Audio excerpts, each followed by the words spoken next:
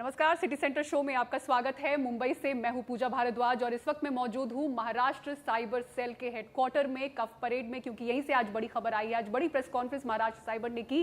Cyber fraud को लेकर आपको जो कॉल्स आते हैं, भले ही वो भारतीय मूल के लोग होते हैं, हिंदी में आपसे बात करते होंगे, लेकिन वो भारतीय जमीन से ये फ्रॉड नहीं कर रहे होते हैं, वो विदेश में बैठे होते हैं। साउथ ईस्ट एशियन कंट्रीज में ऐसे स्कैम सेंटर्स हैं जहां ऐसे भारतीयों को ले जाया जाता है जॉब ऑफर्स के नाम पर। वहां पर उन्हें प्रताड़ित किया जाता है, मारा पीटा जाता है और साइबर गुलाम की तरह उनसे साइबर फ्रॉड करवाया जाता है उनके ही भारतीय मूल के लोगों के साथ। ऐसे 60 भारतीय नागरिक हैं जिन्हें रिहा करके म्यांमार से लाया गया है और महाराष्ट्र साइबर सेल ने एक बड़ी उपलब्धि हासिल की है। इसको लेकर प्रेस कॉन्फ्रेंस भी हुई और इस सब के पीछे, स्कैम सेंटर्स के पीछे चाइना का क्या रोल है, सबसे पहले ये विशेष रिपोर्ट आपको दिखाते हैं। Digital arrest, cyber fraud, sextortion, crypto scam जैसे कई साइबर अपराधों में झोंके गए मास्क में ढके ये चेहरे दरअसल खुद पीड़ित हैं। यूं तो निकले थे नौकरी करने, लेकिन म्यांमार पहुंचकर इन्हें भारतीयों को ही लूटने के काम पर लगाया गया। जो मना करता उसे 3rd डिग्री टॉर्चर किया जाता, किसी के नाखून निकाले गए तो किसी को इलेक्ट्रिक शॉक दिया गया। महाराष्ट्र साइबर ने ऐसे 60 पीड़ितों को म्यांमार से छुड़ाया है और इन्हें यहां पहुंचाने वाले हथकड़ी में दिख रहे ये 5 आरोपी महाराष्ट्र और गोवा से पकड़े गए। आपको रेस्टोरेंट में जॉब है, थाईलैंड में एक रेस्टोरेंट ओपन कर रहे हैं, उसके लिए आपको लेके जा रहे हैं यहाँ से। मगर जब वहाँ पे ले जाया गया तो हमें पता भी नहीं चला कि हम म्यांमार पहुँच गए। वहाँ पे हमारी 3 गाड़ियाँ चेंज हुई थी। उसके म्यांमार पहुँचने के बाद हमें दूसरे दिन पता चलता है कि हमारे एजेंट ने हमें भेज दिया है $5000 में पर पर्सन वहाँ पे। और फिर हमें वहाँ पे पासपोर्ट तो पहले ही दिन ही जब्त कर लिए जाते थे और फिर हमें मार मार के काम कराया गया वहाँ पे। इसमें जो म्यांमार के जिस एरिया में ले गए उस एरिया का नाम है मियावाड़ी, जो कि वहाँ के रेबल्स के कंट्रोल में है। मतलब म्यांमार गवर्नमेंट शायद डायरेक्टली इन्वॉल्व नहीं है, उनके रेबल्स कंट्रोल में है और सभी लोग वहाँ पर AK-47 एंड ऑटोमेटिक राइफल्स लेकर रहते हैं और इस तरह से फोर्स करते हैं इंडियन नेशनल्स को वहाँ पर साइबर क्राइम के एक्टिविटी पे शामिल होने के लिए, जिसमें डिजिटल अरेस्ट, जैसे कि इन्होंने एक मोडस ऑपरेंडी बताया, ट्राई ऑफिसर्स बन के, दूसरा सेक्सटॉर्शन, रैंसमवेयर, ये सब चीज़ें वहाँ पर करी जाती हैं। म्यांमार, कंबोडिया, थाईलैंड, लाओस जैसे दक्षिण पूर्व एशिया के देशों में साइबर अपराध केंद्रों में हजारों भारतीय फंसे हैं, जिन्हें भारत में फैले हजारों एजेंट और एजेंसियां डेटा ऑपरेटर जैसी नौकरी के नाम पर विदेश भेजते हैं और साइबर गुलाम के तौर पर काम करवाते हैं। जब ये जॉब सर्च कर रहे थे तब इनको जब ऐड आती है उसमें ये जब ये इनके क्रेडेंशियल्स के थ्रू वहाँ पे मैसेज करते हैं, उसके बाद में उनको टेलीग्राम चैनल में रूट किया जाता है। इस टेलीग्राम चैनल में वहाँ पे ये फ्रॉडस्टर्स इनको आइडेंटिफाई करते हैं, इनका ऑनलाइन इंटरव्यू होता है, इनके जो स्किल्स है जिसमें कम्युनिकेशन स्किल देखा जाता है, इनके एजुकेशनल क्वालिफिकेशन और जो पहले उनके जो जॉब प्रोफाइल है वो देखा जाता है। उस इंटरव्यू के बाद में इनको टेलीग्राम चैनल के थ्रू इनका जो एयर ट्रैवल का जो टिकट है वो भेजा जाता है और जब यहाँ से इन लोगों को शॉर्ट डेट में भेजा जाता है, मतलब आज इंटरव्यू हुआ तो 2 या 3 दिन में ही इनको यहाँ से भेजा जाता है। जब यहाँ से भेजते हैं तब इन लोगों का एक फोटोग्राफ, एक कलेक्टिव फोटोग्राफ लेते हैं और वो फोटोग्राफ उधर भेजा जाता है थाईलैंड में। ये एयरपोर्ट पर पहुँचते ही ये थ्रू फोटोग्राफ इन लोगों को आइडेंटिफाई किया जाता है और उनको वहाँ से लेके एक 6 to 7 आवर का जर्नी होता है जो थाईलैंड से लेके म्यांमार बॉर्डर तक जाते हैं। तो ये एक पूरा चैनल होता है जिसमें रिक्रूटमेंट से लेकर वहां तक जाए तक। हाल ही में 500 से ज्यादा भारतीय दक्षिण पूर्व एशिया के साइबर स्कैम सेंटर से छुड़ाए गए हैं। विदेशी सीमाओं और कागजात की जटिल प्रक्रियाओं में उलझी हमारी जांच एजेंसियां मास्टरमाइंड तक पहुंचने की जुगत में है, लेकिन जांच में हुए खुलासे बताते हैं ऐसे सेंटर्स चीनी मूल के लोगों द्वारा चलाए जा रहे हैं। मुंबई से कैमरामैन संजय मंडल, महेश हलवाई के साथ पूजा भारद्वाज, NDTV इंडिया। आज के इस डिजिटल युग में लोग गिबली ट्रेंड के दीवाने नजर आ रहे हैं, लेकिन महाराष्ट्र साइबर सेल ने इसको लेकर चेतावनी जारी की है।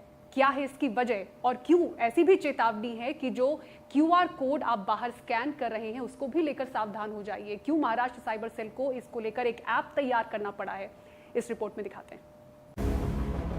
गिबली की दीवानगी हर ओर छाई है, लेकिन इस जादुई दुनिया से प्रेरित डिजिटल आर्ट से जरा सावधान हो जाइए। बिना सोचे समझे AI टूल्स के जरिए गिबली इमेज बनाना खतरनाक हो सकता है। इसकी झलक अब मिलने लगी है।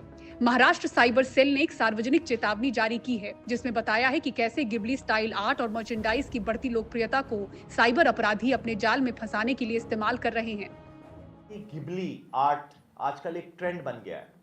ये ट्रेंड्स मार्केटिंग टैक्टिक्स के तहत बनाए जाते हैं जिससे कि बहुत सारे विदेश में बैठे सर्वर्स हमारा डेटा चुरा सके। जैसे कि यदि आपने एक सेल्फी ली और आप उसको गिबली स्टाइल में कन्वर्ट करना चाह रहे हैं तो आपका फेस, जो आपका पासवर्ड है, आपका पासकोड है बहुत डिवाइसेस में, वो एक फॉरेन सर्वर में जाकर हमेशा के लिए दर्ज हो जाता है और वो उसका मिसयूज कभी भी किया जा सकता है। इसी के साथ साथ मैं ये भी बताना चाहूंगा कि ऐसे आर्ट फॉर्म्स, गिबली नहीं और भी जितने आर्ट फॉर्म्स हैं, वो आपका फोटो गैलरी का परमिशन ले लेते हैं और आपकी सारे पर्सनल फोटोग्राफ्स, आपके हर तरह के फोटोग्राफ्स की एक कॉपी उनके सर्वर्स में जा सकती है या चली जाती है, जिसका मिसयूज कभी भी हो सकता है, जिसमें आपके डीप फेक वीडियोस बन सकते हैं, आपके डीप फेक बहुत ही एम्बैरेसिंग फोटोग्राफ्स जनरेट हो सकती है। इंटरनेट पर ऐसी कई फर्जी वेबसाइट चल रही हैं जो गिबली इमेज बनाने का दावा करती हैं। अगर आप इन वेबसाइट्स पर अपने फोटो वीडियोस को अपलोड करते हैं तो इनका डीप फेक बनाने में भी इस्तेमाल किया जा सकता है। महाराष्ट्र साइबर सेफ नाम से महाराष्ट्र साइबर सेल ने एक ऐप तैयार किया है जिसमें आप ऐसे किसी भी लिंक या QR कोड को स्कैन कर संभावित साइबर फ्रॉड से बच सकते हैं। ये ऐप क्या करती है कि जब भी आपके पास कोई QR कोड आए, जब भी आपके पास कोई लिंक आए, जब भी आपके पास कोई वेबसाइट आए, जब भी आपके पास कोई और थ्रेट वेक्टर आए, इसको टेक्निकल भाषा में थ्रेट वेक्टर कहा जाता है, या पोर्टल आए, तो पहले सैंडबॉक्स एनवायरनमेंट में हमारी ऐप सिटीजन्स को सचेत करेगी कि ये सही है या गलत है। अगर ग्रीन लाइट आएगी तो ये कहा जाएगा ये सही है, और अगर रेड लाइट आएगी तो ये कहा जाएगा बिल्कुल मत इसको स्कैन कीजिए, बिल्कुल मत इस पर क्लिक कीजिए, ये एक थ्रेट वेक्टर है, ये एक मॉलवेयर है, ये आपको सचेत कर देगी। तो हमारा सीनियर सिटीजन्स हो जिनको टेक्नोलॉजी के बारे में नॉलेज ज़्यादा नहीं है, या कोई और व्यक्ति हो जिसको टेक्नोलॉजी के बारे में नॉलेज नहीं है, उसको सिर्फ ये ऐप डाउनलोड करनी है और सारे थ्रेट वेक्टर्स को सैंडबॉक्स एनवायरनमेंट में एनालाइज करना है। 3 महीने में ही अलग अलग करीब 8 लाख साइबर फ्रॉड के कॉल आ चुके हैं और करीब 500 करोड़ की रकम फ्रीज कराने में साइबर सेल कामयाब रही है। लेकिन अपराधी हर दिन रंग और चाल बदल रहे हैं और अब हो सकता है कि दुकानों, ठेलों पर ऐसे लगे QR कोड स्कैनर भी आपको लूटते नजर आएं।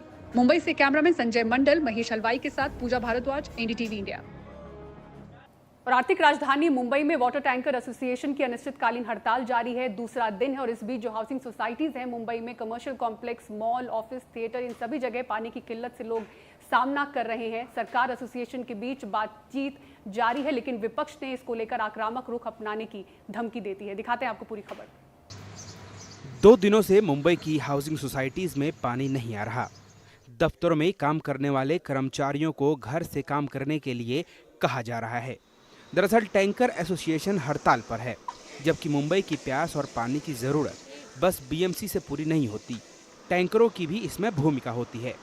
फिलहाल तो हमने खुद आधे स्टाफ को छुट्टी दे रखी है, वर्क फ्रॉम होम पे भेजा हुआ है, पर कब तक चलाएंगे ऐसे? वर्क फ्रॉम होम से काम नहीं चलेगा ना इतने दिन तक, और अब इसका जितना जल्दी हो सके उतना जल्दी कुछ सोल्यूशन निकलना चाहिए। जो स्टॉक है हाउसिंग सोसाइटीज़ में अभी काफ़ी क्रिटिकल लेवल पे पहुंच गया है। सेकंड डे ऑफ स्ट्राइक में अगर कल तक अगर स्ट्राइक समाप्त नहीं होती है तो इशू जो है काफ़ी अलार्मिंग होने वाला है, काफ़ी गंभीर होने वाले हैं लोगों के लिए, और इस पे सरकार को तुरंत ही कुछ कार्रवाई करनी चाहिए और ये जो स्ट्राइक है ख़त्म करनी चाहिए।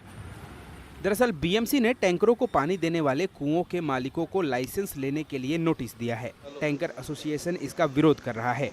मुंबई के संरक्षक मंत्री आशीष शेलार ने जल शक्ति मंत्रालय को पत्र लिखकर हस्तक्षेप करने का अनुरोध किया है। ये रोज का जो नोटिस निकाला है वो बंद नहीं करते, उसको वापस नहीं लेते, और ये चीजें जब तक चालू रहेगी, जो मुद्दा है CGW का, वो जो 400 मीटर 200 मीटर का है वो नहीं चाहिए हमको। और जो भी चीज है हम ये जो स्ट्राइक हमने नहीं किया हुआ, खुद गवर्नमेंट ने नोटिस देके बंद कराया, ये बंद हुआ, अभी तक कोई खोलेंगे नहीं जब तक इसका अच्छा रिस्पांस नहीं मिलता, जब तक CM के सामने बात नहीं होता। आदित्य ठाकरे ने सरकार को चेतावनी दी है कि 48 घंटों में अगर मुंबई वाटर टैंकर एसोसिएशन की हड़ताल का कोई समाधान नहीं किया गया तो हर वार्ड कार्यालय के बाहर उनकी पार्टी विरोध प्रदर्शन करेगी। लगभग 3 सालों से ये समस्या जारी है। तीनों सालों में उन्होंने ऐसे ही स्ट्राइक को करा था। 2 बार तो मैंने ही कभी बीच में बात करके उनको विनती करके सरकार से बात करके पीछे लेने की कोशिश की थी। लेकिन यही बात होती है कि ये जो रूल्स बनाए हैं उसका इम्प्लीमेंटेशन तो मुंबई में ही होता है, और दूसरी बात, रूल्स जो मुंबई के लिए लगाए हैं वो काफ़ी इम्प्रैक्टिकल है। और यही मैं सरकार से विनती करूंगा, सीएम साहब से विनती करूंगा कि आज उनसे मुलाकात करें और जो पिछले 2 सालों में सिर्फ बातें करके आए उस बातों पे अमल हो। उस बातों की अगर आप देखें तो उस पर कोई प्रस्ताव केंद्र सरकार की तरफ जाए कि ये रूल्स जो है ये इम्प्रैक्टिकल है, थोड़ा अमेंड किया जाए, मुंबई के लिए सुधारित कोई अगर रूल्स आते हैं तो अच्छा होगा। और आज अगर ये मामला अगले 48 आवर्स में अगर इसका कोई हल नहीं निकला अगले 48 आवर्स में, तो हम शिवसेना उद्धव बाळासाहेब ठाकरे पार्टी हर एक वार्ड ऑफिस पे मोर्चा निकालेंगे। सरकार को पानी की कमी के कारण मुंबईकरों के सामने आ रही स्थिति पर गंभीरता से ध्यान देना चाहिए। अगर इसका समाधान नहीं किया गया तो यह परेशानी भरा हो सकता है। मुंबई से अभिषेक अवस्थी की ब्यूरो रिपोर्ट। और महाराष्ट्र के तुलजा भवानी मंदिर में किस तरह से ड्रग्स का कारोबार चल रहा था, इस रिपोर्ट में दिखाते हैं।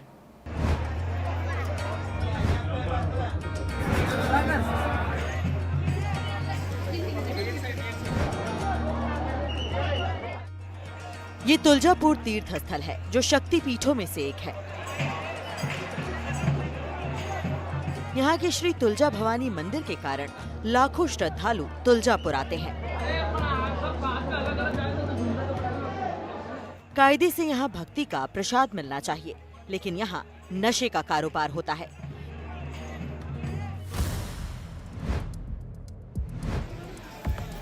ड्रग्स तस्करों ने मां तुलजा भवानी के घर पवित्र शहर तुलजापुर पर हमला किया है।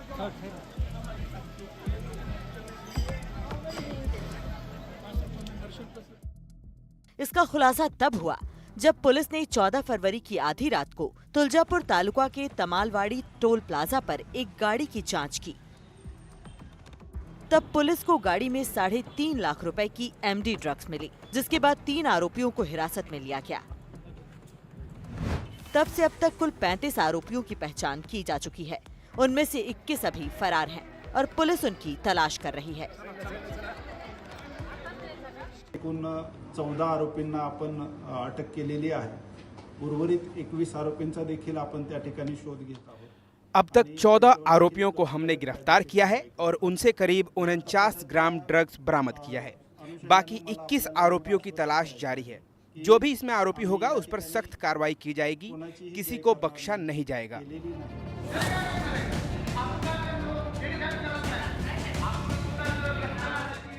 ये खुलासा हुआ है कि तुलजापुर ड्रग्स मामले में 35 आरोपियों में से 13 आरोपी मां तुलजा भवानी के पुजारी हैं।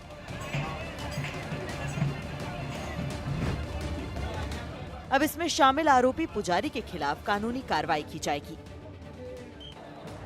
लेकिन अहम बात यह है कि मंदिर प्रशासन भी अब इस संबंध में सख्त कदम उठाने की तैयारी कर रहा है। काही 4 पुजाऱ्यांच्या नावामुळे पूर्ण पुजाऱ्याला बदनाम किसी 4 पुजारियों की वजह से तुलजापुर के सारे पुजारियों को बदनाम ना किया जाए, यही हमारी विनती है। यहाँ के पुजारी हमेशा ड्रग्स के खिलाफ लड़ते आए हैं। हम लोगों ने तुलजापुर को ड्रग्स से बचाओ ऐसे कटआउट भी शहर में लगाए थे, लेकिन उस वक्त प्रशासन सो रहा था, कुछ भी कार्रवाई नहीं की थी।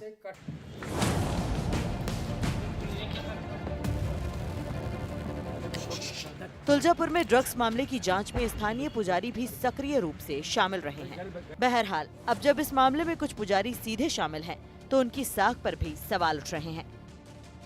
पक्की माहिती आमच्याकडे सध्या नाहीये। आपण पोलीस विभागामध्ये इस मामले में मेरे पास पुख्ता जानकारी नहीं है। पुलिस जांच की रिपोर्ट आने के बाद जो कोई दोषी होगा उन पर मंदिर के ट्रस्ट से बात करके सख्त कार्रवाई की जाएगी। मां तुलजा भवानी का देश भर में भक्तों का एक बड़ा परिवार है। लाखों भक्त देवी भवानी के दर्शन के लिए तुलजापुर आते हैं। हालांकि तुलजापुर से सामने आए इस चौंकाने वाले ड्रग्स मामले ने विवाद खड़ा कर दिया है। अब जब ये पता चला है कि इसमें पुजारी भी शामिल हैं, तो इसके विपरीत चर्चाएं तेज हो गई हैं। पहाड़ों पर हम अक्सर डॉक्टरों की कमी की खबर सुनते रहते हैं। जब इंसानों के साथ ये हाल है तो फिर हम जानवरों के लिए क्या ही उम्मीद कर सकते हैं। उत्तराखंड वन विभाग के पास वेटनरी चिकित्सकों का ढांचा ही नहीं है। दिखाते हैं आपको ये एक्सक्लूसिव रिपोर्ट। वन विभाग में 5 साल से डेपुटेशन पे काम कर रहे पशुपालन विभाग के डॉक्टर अब अपने महकमे लौटेंगे। ये उत्तराखंड के वित्त विभाग का आदेश है, लेकिन इससे वन विभाग परेशान है क्योंकि उसके पास अपने डॉक्टरों की कोई व्यवस्था नहीं है। पशुपालन विभाग का कहना है कि विभाग वन विभाग की मदद करने की स्थिति में नहीं है। पहले हमारे ढांचे में 5 पोस्ट स्वीकृत थे, उसके एवज में हमने ऑलरेडी वन विभाग में 8 लोग डॉक्टर्स काम कर ही रहे। वेटनरी डिपार्टमेंट की तरफ से अलग अलग काम कर रहे, कुछ लोग जू में हैं, कुछ वाइल्ड लाइफ का काम कर रहे हैं। बट हम आज की तारीख में हम देने की पोजीशन में थोड़ा दिक्कत इसलिए आ रहा है क्योंकि हमारा भी पशु अस्पताल, क्योंकि आज की तारीख में इक्वाइन इन्फ्लुएंजा चल रहा है, फुट एंड माउथ की वैक्सीनेशन चल रहा है। उन कामों को देखते हुए हमने भी हमारी बात बताया कि पशु विभाग नहीं दे पाएंगे डॉक्टर्स को आज की स्थिति में। जैसे हमारा नियुक्ति हो जाएंगे, प्रमोशंस हो जाएंगे, तब हम देने की पोजीशन में रहेंगे। वन विभाग में फिलहाल 8 पशु चिकित्सक काम कर रहे हैं। आदेश के बाद 4 को मूल विभाग लौटना पड़ेगा। अब वन विभाग ने 6 डॉक्टरों की और मांग की है। हालांकि वन विभाग का कहना है कि दोनों विभागों को मिलकर ढांचा बनाना होगा। हमारे पास 8 डॉक्टर जो काम कर रहे हैं वो इनएडिक्वेट है। हमने रिक्वेस्ट किया है पशुपालन विभाग को कि हमको और 6 डॉक्टर्स को दिया जाए ताकि हमने डेडिकेटेड फोर्स के साथ इस प्रकार का कार्य को हम कर सकते हैं। इन्होंने सब डेपुटेशन में हमारे यहाँ आएंगे, जिनका कंट्रोलिंग अथॉरिटी होंगे पशुपालन विभाग। इंटर डिपार्टमेंटल कोऑर्डिनेशन से हमने डॉक्टर का एक ढांचा तैयार कर सकते हैं। उसके लिए भी हमने इसके बारे में कार्य करना शुरू भी कर दिया। अब इसे सिस्टम की लापरवाही कही जाएगी। वन्य जीवों की सुरक्षा, खासकर हाथी, बाघ, तेंदुए पर हर साल करोड़ों रुपए खर्च कर दिया जाता है, लेकिन वन्य जीवों की सेहत दूसरे विभाग के रहमो करम पर चल रही है। देहरादून से एनडीटीवी इंडिया के लिए किशोर रावत।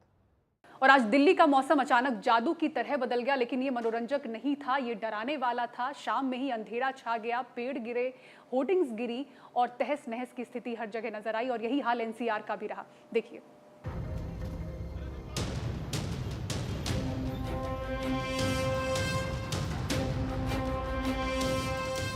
दिल्ली गेट के पास ये पेड़ गिरा और इसके नीचे एक मोटरसाइकिल दब गई।